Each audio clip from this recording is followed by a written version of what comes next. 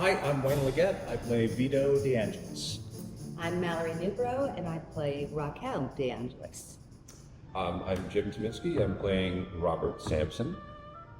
And I'm Lynn Benson, and I'm playing Iris. I'm Matt Schenk, and I play Eric, the butler. And I'm Jack Stein, and I play Bruce, the butler. Vito and Raquel are incredibly successful. Raquel is a successful opera singer. I'm a successful conductor. We are celebrities. We are famous, and we are letting our celebrity and the length of our marriage kind of get in the way of our communication. One way to describe my character of Raquel is an opera diva who is aging out of her prime. Mm-hmm. And you can possibly say the same to the maestro? Absolutely. The maestro is, he's second banana to a more famous maestro of the time, and that's eating away at him too. I think the script does a good job of laying it out in the character descriptions, and it says Bruce, a butler, and then it says Eric, a similar butler. Robert is a writer who is ghostwriting for the maestro and for the diva. Well, first of all, he's very quirky, very nervous. She is a victim of her mom's failure, I would say. It's a great common story. And from the outside, she's obsessed with work and scholastically intelligent and hopes to one day be in love and be successful and famous. We do everything in tandem. Yes, it's been a blast working together and finding this character, which is really two characters, who've been working together for several decades. Yeah. Yeah, at the end of the day, what he wants is like anybody else. He's just looking for love or looking for the thing in his life to just make it great. And I think because the play is a love story, we find out in short order that it is not necessarily all the fame and the fortune and the celebrity that is what's going to sustain them for the rest of their lives.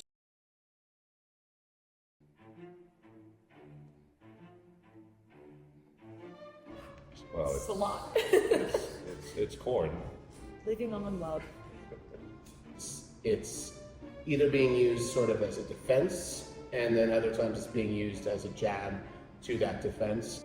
I think the concept of living on love while ridiculously idealistic and perhaps impractical is a goal that maybe every couple should strive for.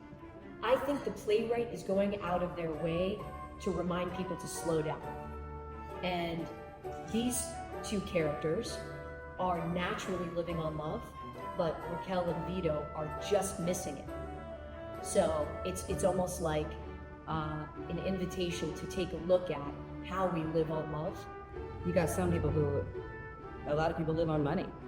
Other people choose to live on love. And I think that's a theme that is both developed and a little bit surprising within the show. So it's beautiful. It's a beautiful story. But our feelings come and go. Yeah, That's the feelings whole come thing. and go. Yeah. Money comes and go, money comes and goes, but without really loving life or loving your partner or loving somebody that's really important to you, there's nothing else. And also all the desperation and frustrations throughout the show, throughout the relationships that everyone has, it doesn't really make a difference how good and bad it is, because everybody in the show is living on love. Meaning, like, it's almost like their hope, you know? Ultimately, the play really is all about love and passion and how it can get extremely hot and cold within 5 seconds. And it's fun to explore that and see our fellow actors how that emerge and evolve.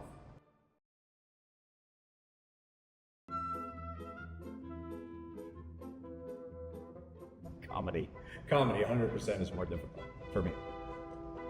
I mean, comedy is drama, it just has wit. Comedy.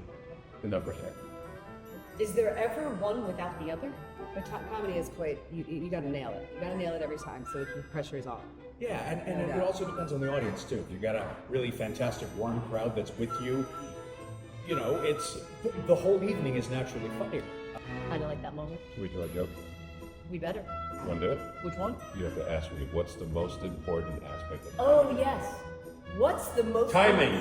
We said we both come from a lot of musical theater, and farce is the most comparable to doing a musical because it really is choreography and music and timing, tempo, and all of that is so important. Most important. Oh, yes. Timing. What's the most important thing Timing. about comedy? Timing.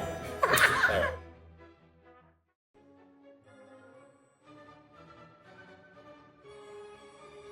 I hope they just have a great time. I hope they just laugh from the minute we start to the minute we end. I hope people see the invitation to look at their lives again and imagine it and create it even more for themselves.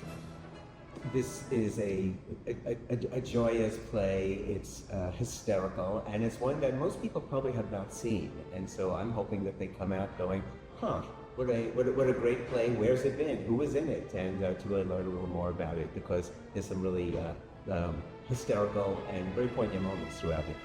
I want them to be at the edge of their seat the entire show. I mean, there's laughs and there's craziness. There's crazy and stuff that just happens all over the place, running around and all that stuff. But anytime the audience can have a feeling about what we're doing, and maybe anticipating what's next. I mean, that's going to be the magic. It's always the magic.